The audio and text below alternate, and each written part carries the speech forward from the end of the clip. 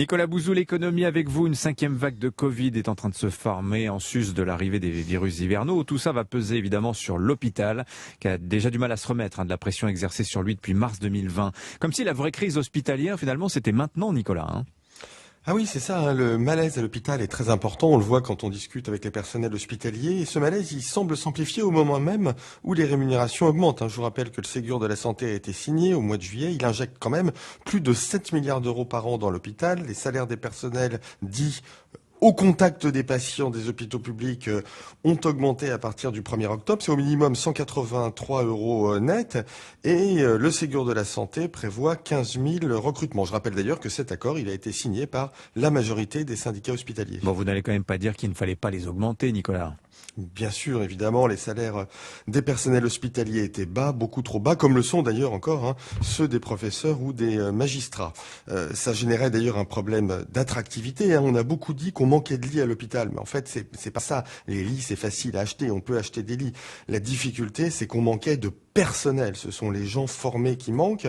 C'était vrai avant la crise de la Covid, c'est encore plus vrai aujourd'hui. Ça n'est pas propre à l'hôpital. D'ailleurs, je vous ai déjà parlé, Dimitri, de ce phénomène mondial que l'on appelle la grande démission. Beaucoup de gens dans le monde ont quitté leur job pendant la crise parce qu'ils ont réalisé que ça leur plaisait pas, que c'était trop dur.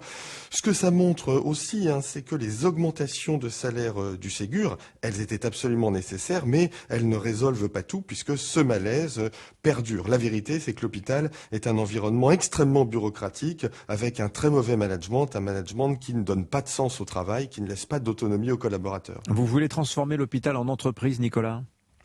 Alors écoutez, je vais vous dire, l'hôpital aujourd'hui fonctionne pas du tout comme une entreprise et ça irait peut-être un peu mieux s'il fonctionnait davantage comme une entreprise. J'entends souvent dire par exemple, oulala, les hôpitaux ne doivent absolument pas être rentables. Enfin, écoutez, ceux qui disent ça savent pas bien ce que c'est que la rentabilité. Pour investir beaucoup dans des nouvelles machines, pour embaucher beaucoup, il faut bien être rentable.